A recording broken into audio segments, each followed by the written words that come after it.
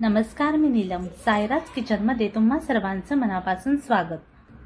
आज आपण बनवणार आहोत कोकणी पद्धतीचा असा भरलेला खेकड्यांचा रस्सा. खेकडी मोडून स्वच्छ धुवून घेतलेल्या आहेत. इथे मी कवट्या सुद्धा घेतलेल्या आहेत. कवट्या भरून असा रस्सा बनवणार आहोत. कवट्यामधील अंडी काढायची नाहीत, ती सुद्धा घ्यायची आहेत. चला तर मग त्यासाठी लागणारे साहित्य बघूया. 1 वाटी बेसन, कारण आपल्या खेकडी 4 आहेत त्यासाठी 1 वाटी बेसन पुरेसे आहे. 1 बारीक चिरलेला कांदा, कोथिंबीर, हळद पाव चमच, गरम मसाला 1 चमच, 1 चमच धने पावडर, 1 चमच घरचं लाल तिखट, काश्मीरी मिरची पावडर अर्धा चमच, चवीनुसार मीठ. थोडं पाणी घालून पीठ एकत्र करून घ्यायचं आहे. पाणी जास्त टाकायचं नाही, कारण पीठ पातळ होण्याची शक्यता असते. कांदा खोबऱ्याचं वाटण 1 चमच,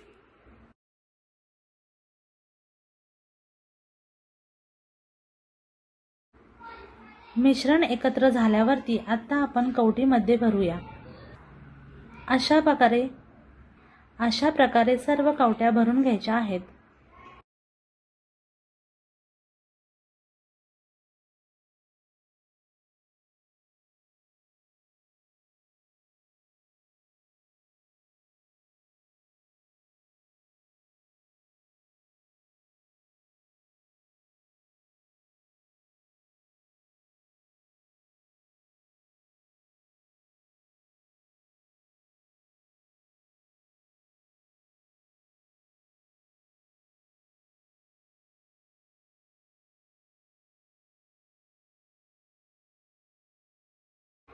इथे मी कढई गरम करण्यात ठेवलेली आहे.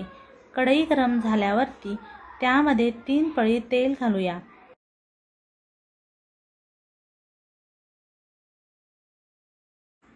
तेल गरम झालं की लसूण पाकळ्या 3 ते 4 ठेचून टाकलेल्या आहेत.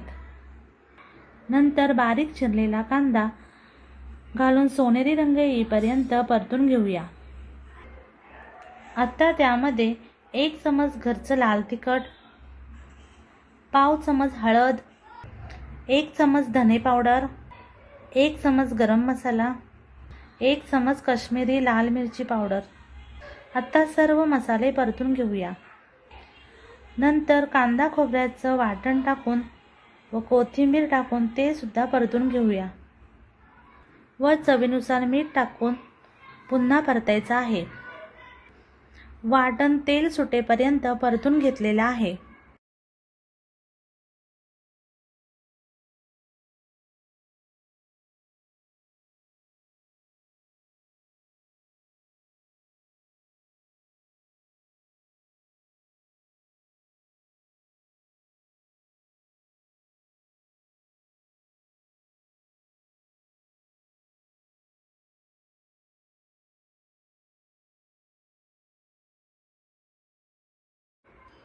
नंतर खेकडे टाकून ते सुद्धा परतून घ्यायचे आहेत.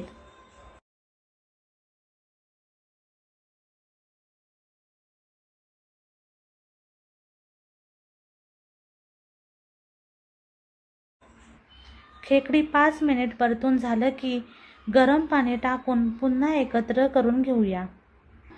तुम्हाला जेवढा रस्सा पाहिजे तेवढा पाणी टाकायचं आहे. रश्शाला उकळी आणून घेऊया.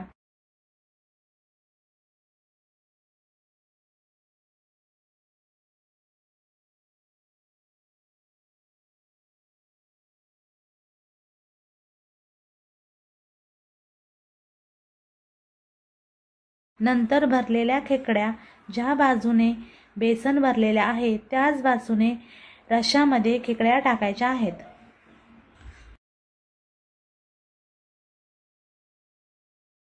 नंतर रस्सा 20 मिनिट असा झाकण ठेवून शिजवायचा आहे.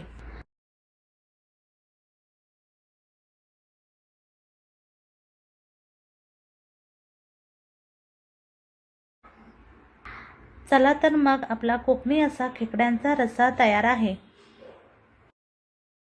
चॅनलला लाईक, शेअर, कमेंट, सबस्क्राईब करायला विसरू नका.